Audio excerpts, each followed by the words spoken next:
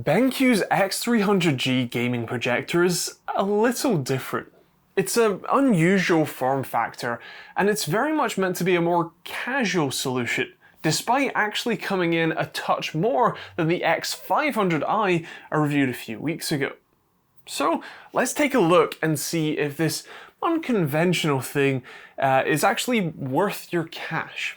The X300G is a true 4K60 DLP LED projector with the magical feature that when you drop the resolution to 1080p, it will run at a buttery smooth 240Hz.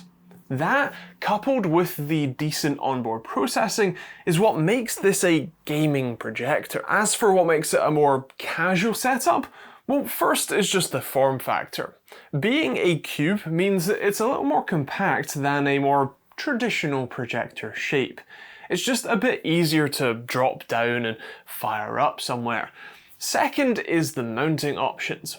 On the bottom, you'll find an adjustable arm that lets you tilt the projector for, well, kind of upwards a fair bit and in infinite steps, because it's basically just a stiff hinge.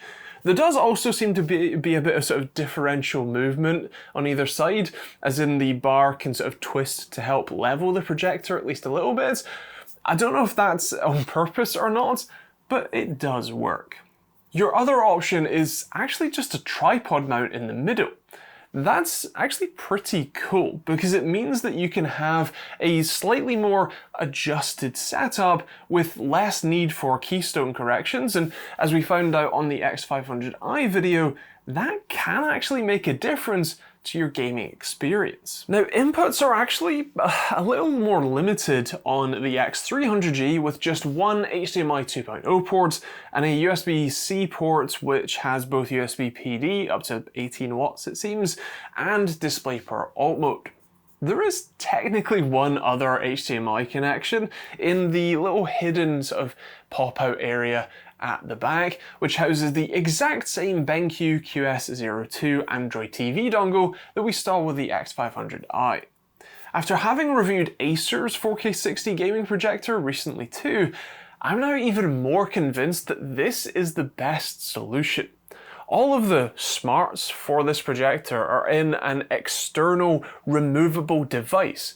That means when, not if, that becomes obsolete, the projector itself is an end of life too, and you can just replace this with a newer version. That is a genuinely neat feature, plus the fact that the remote pairs nicely with it, and that it's in a little sort of tucked away cubby, is pretty great. As for the UI experience itself, it's pure Android TV, so it's smooth, responsive, and has all of the apps you would expect. It's easy to use, especially with the very nice light-up remote, and the projector itself has both autofocus and auto keystone built in using a sensor on the front, and that works remarkably well. That also helps it to be a more casual sort of setup choice, as you can just stick it down and, roughly in the right place, and it can do autofocusing, keystone corrections, and zoom for you all sort of automatically. Of course, being a gaming projector, you'd likely spend most of the time using this with an external input, which is exactly what I did. Gaming on this is beautifully smooth.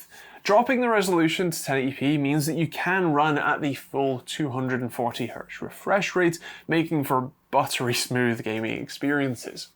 Despite not featuring adaptive sync, tearing seems to be a non-issue here, unlike Acer's GM712 that I reviewed recently, video in the cards.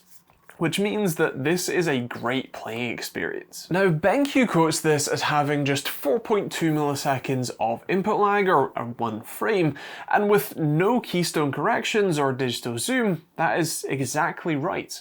It takes between 1 and 2 frames to render an input, which is exactly what I'd expect to see, and is pretty decent. With keystone corrections, it is a fair bit slower, actually basically twice as slow at around 8 milliseconds. Although that still isn't too bad. Personally, I would want to mount the projector so that I don't need to deal with those keystone correction delays, but it is a nice option really either way. As for response times, since this is a DLP projector, it is functionally instant. It does flicker like mad, which means people like me can't use these for too long, although it isn't quite as bad as the ULMB type modes on monitors, so I guess that is good. Either way, it is sharp, snappy, and great for gaming. As with all of the other projector reviews, I don't have the equipment to give you a detailed analysis on things like brightness, contrast, and color gamut coverage and accuracy. You want to check out some more seasoned projector reviewers for that sort of info, but to my eye anyway, I'd say this looks great. I do tend to use these in a darker room, which I think helps improve the experience a fair bit, but even on the frankly nasty looking wall I'm projecting on, with a cream paint job no less, it still looks vibrant and rich. I have no issue watching films on this.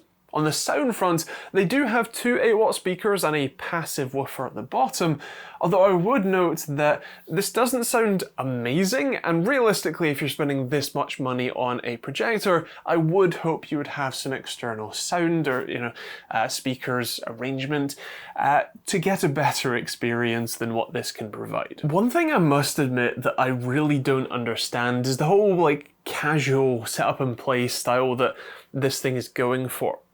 I don't know about you, but I don't have a projector screen-sized, flat, white section of wall that's free of picture frames and furniture, and if I did, what's the odds that it's in a convenient place for me to play games on it?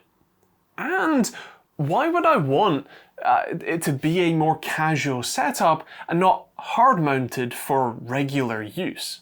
I mean, this is a £1,600 projector. That's a lot of money for a casual setup. Personally, I think the X500i makes more sense to me. You get an extra HDMI port, 200 lumens of extra quoted brightness, and it's meant to be mounted more permanently so you can actually make use of it. Plus, you get to save like £100. If the more casual style does happen to fit you and your needs though, well, the X300G is still a great bit of kit. It's a fantastic gaming experience and just an outright great user experience too, so if that does meet your needs, then I guess a good recommendation from me. Otherwise, I think I'd stick with the X500i. Of course, those are my thoughts, but I would love to hear yours in the comments down below. What do you think of the X300G and how it compares to the X500i and even Acer's GM712 I reviewed recently as well? Let me know in the comments. If you do want to check this out, I will leave a link to it in the description. You can also hit the subscribe button for more videos like this one. Check out plenty more on the end cards, including the X500i review if you haven't seen it already, because there's some stuff that I cover there that is relevant that you should know for this one, because they're basically the same. But otherwise, that's kind of it. If you want to be able to test hardware, not quite like projectors, I mean, for latency it works, but other stuff like monitors and peripherals, head over to osrtt.com where I make my own open source tools. And yeah, otherwise, thanks for watching, hope you enjoyed it, and we'll see you on the next video.